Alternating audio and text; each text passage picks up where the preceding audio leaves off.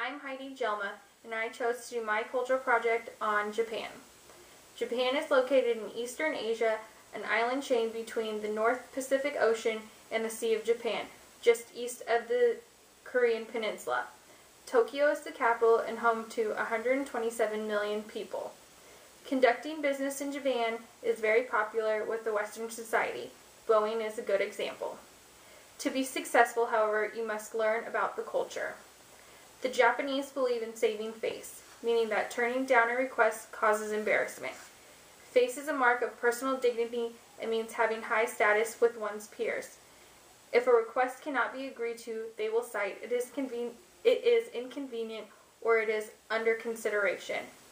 Harmony is a key value in Japanese society. It is the guiding philosophy in business as well as the family unit. They place great emphasis on politeness, personal responsibility, and working together for the universal rather than the individual good. Japanese prefer to do business on the basis of personal relationships. Since harmony is the guiding principle, they rely on facial expression, tone of voice, and posture to interpret how someone feels.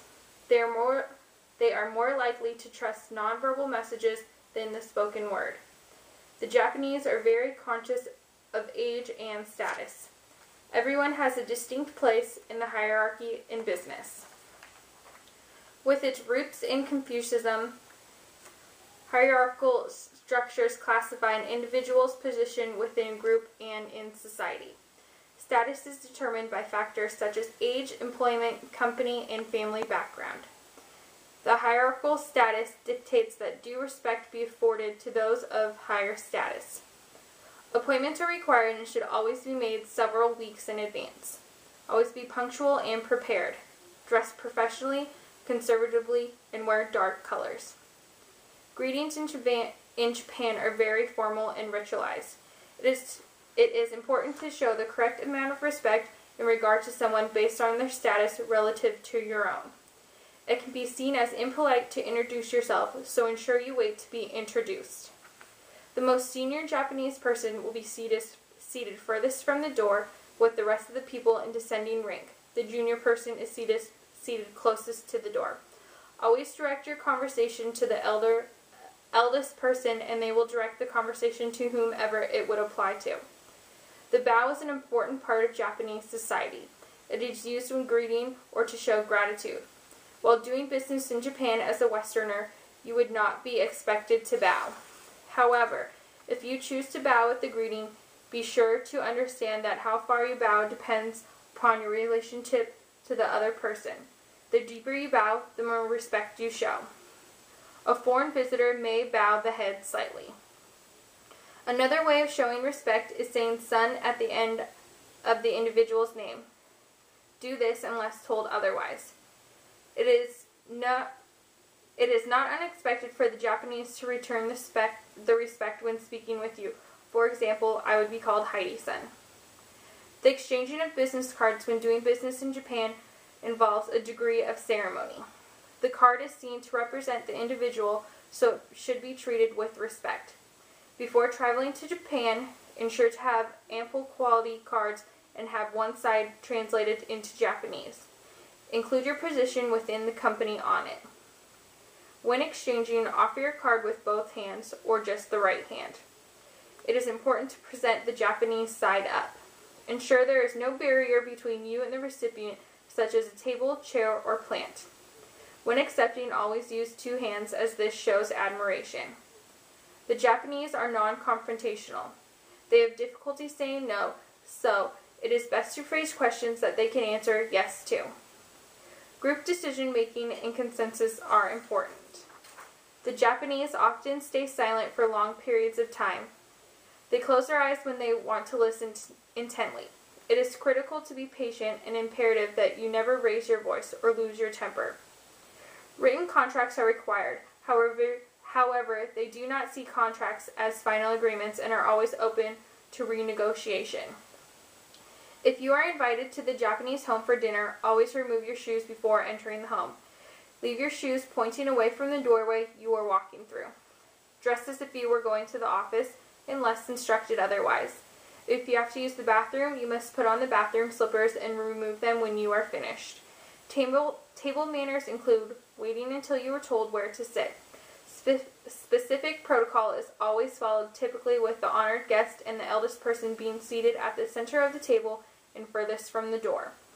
They also are the first to begin eating. Never point your chopsticks or pierce your food with them.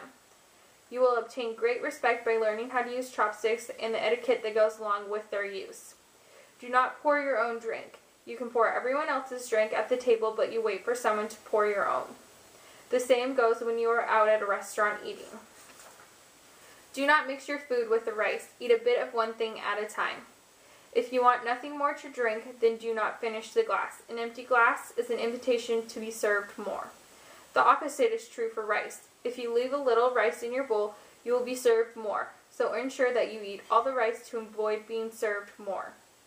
Conversation at the Japanese dinner table is generally quiet, as they like to savor their food. Now that we've heard about things to consider when conducting business in Japan, let's go into some interesting and helpful information that you may not have known. It is easier to carry cash with you. Not all places will take credit cards. Traveling around is easier without a rental car. If you do rent a car, remember they drive on the left side of the road and the steering wheel is on the right side. Also, if you rent a car, don't be alarmed by how small it will be. The Japanese, for the most part, have tiny cars. A Mini Cooper would be considered a large car.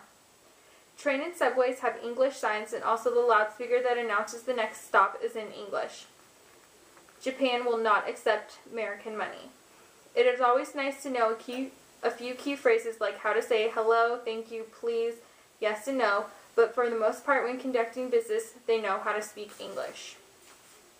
If you are ever lost, look for a younger person. They are taught English in school and will most likely be able to communicate with you. It is not unexpected to see younger children traveling on public transit alone. Like any other place that is unknown to you, there are always places you should stay away from. Don't worry, the hotels are really good about informing you of places that it would be better for you not to go to. Now to summarize some of the key points. When doing business in Japan, be aware of the hierarchy and adapt your behavior accordingly. Ensure positive facial expressions. Dress professionally and conservatively along with dark colors.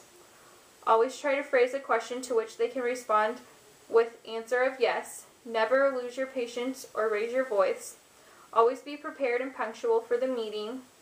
Wait to be introduced. Ensure you have ample quality business cards with your information in Japanese on one side. And learn your chopstick etiquette. It will go a long way in building Japanese relationships. Thank you.